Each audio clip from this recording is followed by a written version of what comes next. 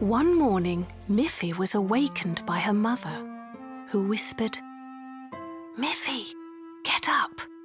Today is your father's birthday, and I want to bake him a chocolate birthday cake." "Oh, what fun!" said Miffy. "Father loves chocolate cake, and so do I. May I help you bake the cake, Mother? And may I lick the spoon?" "Yes, yes, Miffy dear," said Mother Bunny. "But the problem is, I have no chocolate and not enough butter or flour. Could you go and ask Auntie Alice for some?"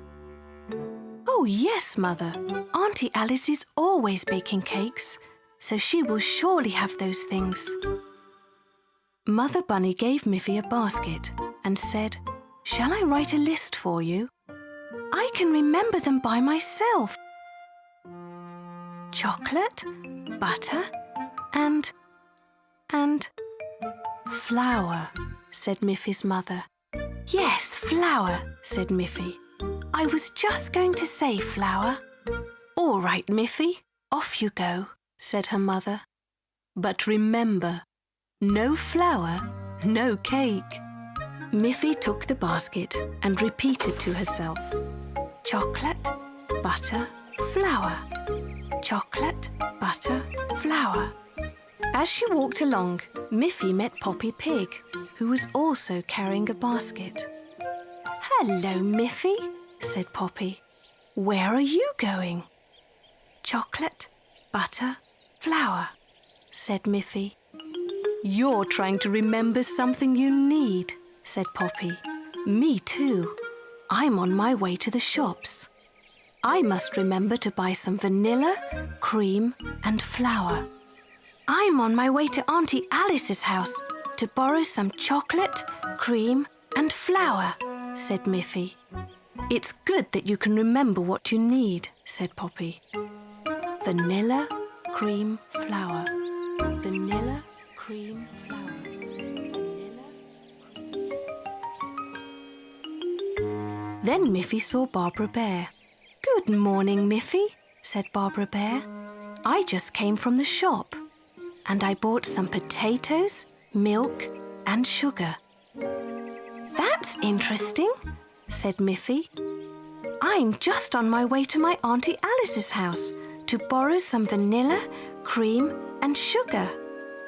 Vanilla, cream, sugar. Vanilla, cream, sugar. Vanilla, cream and sugar. "Thank you, Auntie Alice," said Miffy.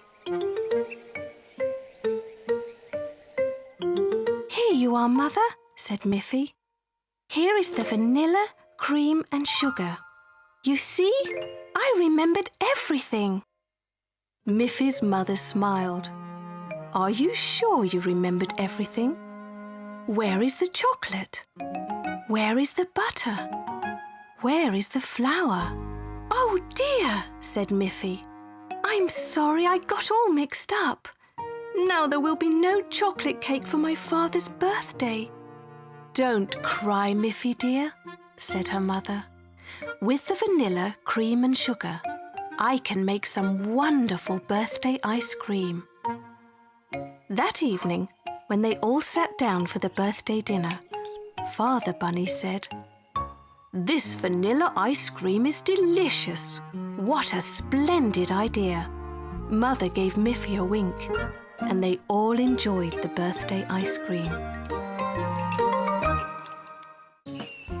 One autumn day, Miffy was on her way to visit Boris and Barbara Bear. Along the way, she saw beautiful yellow, brown and red leaves. "How beautiful they look," she thought. "I would like to put them into picture frames and hang them on the walls." Miffy began to gather up the most beautiful leaves. By the time she reached Boris and Barbara's house, she had a basket full of them. "Hello, Boris. Hello, Barbara. Look what I have. Autumn leaves in many bright colours." She laid them out carefully on Boris and Barbara's kitchen table. "Can you help me make some picture frames, please, Boris?" "Yes, I can, Miffy. said Boris. "They will make lovely gifts." So they went out to Boris's workshop to find some nice wood to make the frames with. While they were busy, a breeze blew through the house.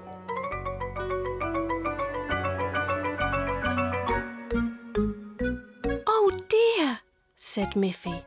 "Where are all of my leaves?" "That's funny," said Barbara. "But look, Miffy, we still have 6 leaves left.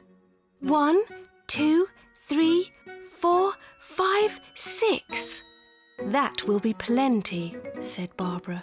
"Let's go and finish the picture frames."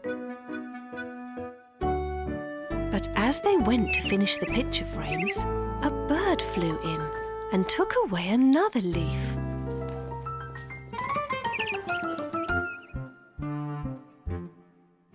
"My goodness," said Barbara. "We had 6 leaves left, and now we only have 5. Boris quickly closed the window. "We don't want to lose any more of these beautiful leaves. I have made 5 frames, so we need 5 leaves." "Well," said Miffy, "I think that we still have enough." So they put the 5 leaves into 5 frames. "Look how beautiful they are," said Miffy. "You and Barbara shall have one." "Thank you, Miffy," said Boris, and put their framed leaf on the wall. "You still have 4 frames to give as presents." With the 4 framed leaves packed in a shopping bag, Miffy began to walk home. When she left the forest, she met Poppy Pig. "Hello, Miffy," said Poppy. "What are you carrying?" "I found some beautiful leaves in the forest, and Boris Bear made 5 frames for them. I gave them 1, so I have 4 left." "Would you like one?" "Oh, yes, please," said Poppy. "May I have a red one?" "Of course you can," said Miffy. "If you take this one, I will still have 3 frames left." "Thank you, Miffy," said Poppy. "It's beautiful." When Miffy arrived home, she said, "Look, Father, look, Mother. I found some lovely leaves in the forest, and Boris Bear made some frames for them. I would like to give one to each of you." Her mother and father were very pleased and hung the framed leaves on the wall. Miffy still had 1 frame left. "I'll do something very special with this one," said Miffy.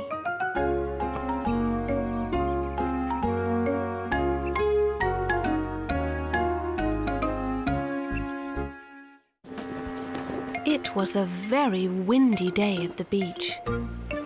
Miffy and her father were pulling Miffy's little wagon, but the wind was blowing so hard that it was very difficult to pull. Miffy was very tired from pulling the wagon.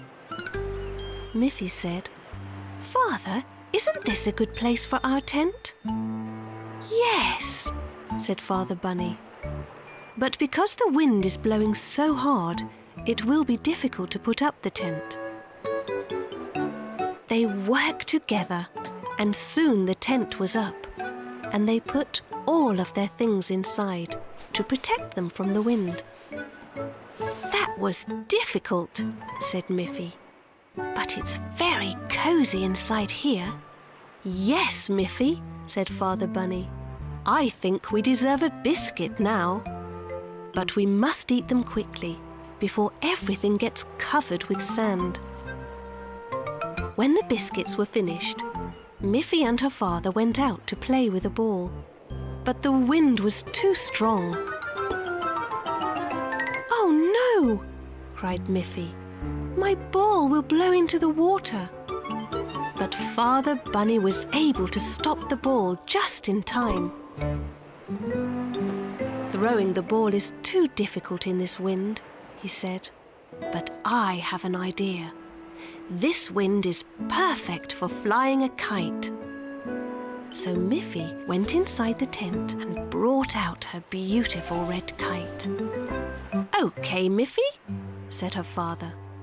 "I will hold the kite up high, and you will hold on to the string. When the wind blows, I will let go, and if you hold on tight to the string, the kite will fly up in the air." A strong gust of wind blew, and Father released the kite, and it flew high up into the air.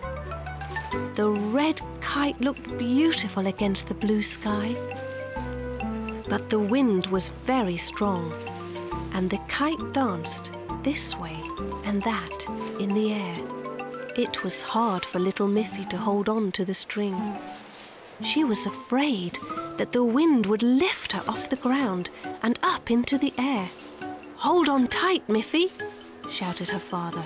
"I'm coming to help you." But he was too late. The kite hit the ground so hard that it was broken and torn. "Oh dear," cried Miffy. "My lovely kite is smashed." Father Bunny said, "Don't cry, Miffy. The wind is too strong at the beach today. I think we should go home." They carefully folded up their tent and put all of their things into the car. Miffy held her broken kite on her lap. She didn't cry anymore, but she was very sad. Miffy's mother made some warm cabbage soup for them. Then Miffy went to bed. She was very tired after her big adventure at the beach. Mother Bunny said to Father Bunny, "Do you think you can repair the kite?" "I will try," said Father Bunny. The next morning when Miffy woke up, she blinked her eyes in astonishment. There, at the end of her bed, was her beautiful red kite, as good as new. "My father is so clever," she thought. One morning, Miffy was fast asleep in her bed. She was having a beautiful dream. Suddenly, her mother rushed into her room and said, "Miffy dear, wake up, it's late. You'll be late for school." Miffy quickly sat up and looked at her clock. It was very late. Miffy rushed to her wardrobe. "What should I wear, Mother?" she said. "Just wear anything," said Mother Bunny. "You must get dressed very quickly so that you won't be late for school."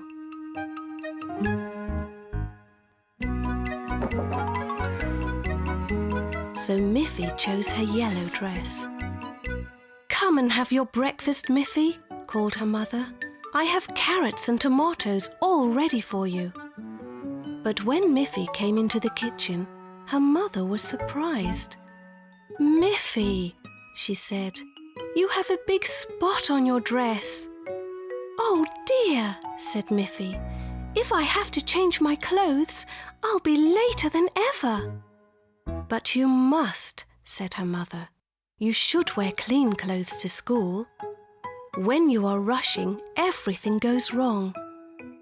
So Miffy changed into a clean dress. "Now I must really run to school," she said.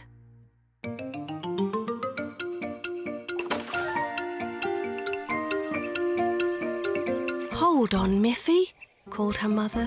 "You have forgotten your lunch bag." Before Miffy got very far, she remembered that she had promised her teacher a nice red apple from the tree in her garden. She knew she would be later still, but she ran back home to get the apple. But Miffy could not reach the apple in the tree.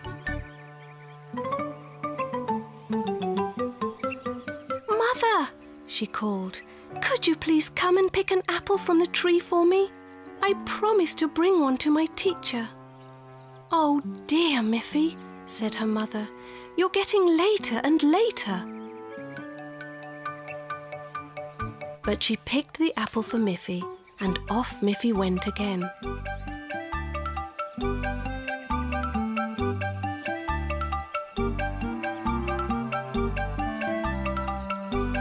Miffy ran and ran all the way to school. "Oh, I'm so late!" she cried. But the door did not open. It was locked.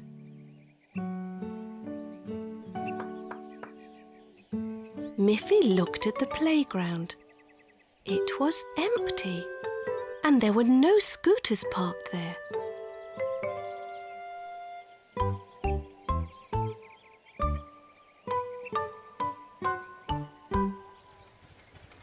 Then there was her mother in the car. "Miffy," she called. "In our rush, we completely forgot that today is a school holiday. You're not late. There is no school today." Miffy laughed and laughed. "You see, Miffy," Mother said, "when you are rushing, everything goes wrong." "But not everything," said Miffy. "Now I have a delicious apple to eat. And tomorrow I'll pick a fresh one for the teacher." Miffy rode home with her mother and enjoyed the rest of her school holiday.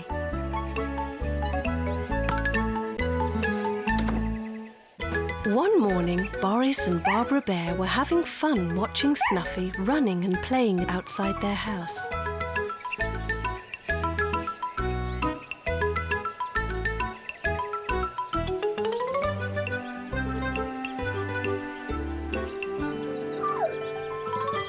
"Snuffy is having a wonderful time," said Barbara.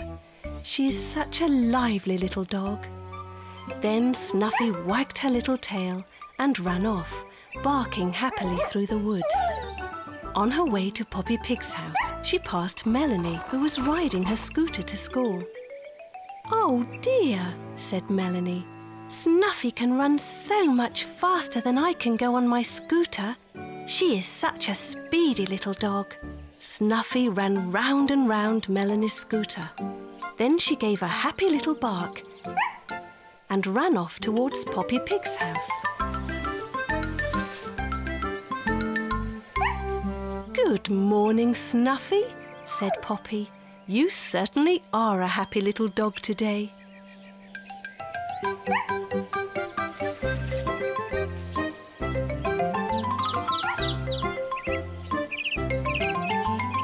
"Goodness me," said Poppy. "I wish I had as much energy as you, Snuffy." Snuffy certainly did love to run and jump, and soon she was running and barking on her way to visit Miffy. But Miffy was not at home.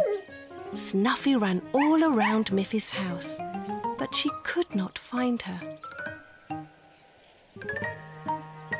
Soon Snuffy began to get tired and sleepy. She lay down in Miffy's garden and fell fast asleep. In a little while, Miffy came home from school and saw Snuffy lying there. Snuffy didn't move at all. Miffy was very worried. "Snuffy? Snuffy?" she called, but Snuffy still did not move. Just then Poppy Pig came walking by, and Miffy said, "Oh, Poppy, look at Snuffy just lying there. I think she must be ill." "How come?" said Poppy. "Just this morning she was running and jumping in my garden, so very full of life. But look how very still she is. I think she must be sick." Melanie came riding up on her scooter. "Look, Melanie," said Miffy. "Snuffy must have something wrong with her. She's just lying there and not moving." "Well, she was moving very fast when I saw her this morning." Just at that moment, Boris and Barbara Bear came by, carrying a bag of groceries. "Hello, Miffy," said Barbara. "Why do you look so sad?" "I'm worried about Snuffy," said Miffy. "She's lying so still. I'm I'm afraid she's ill." But just then, Snuffy opened her eyes and sniffed. "Look," said Boris. "Snuffy smells the food in our shopping bag. She was just very tired, Miffy. But as soon as she smells good food, she wakes up again." "Here is a biscuit for you, Snuffy," said Barbara. After her sleep and the biscuit, Snuffy was ready to run around again. Miffy was happy to see that Snuffy was just fine.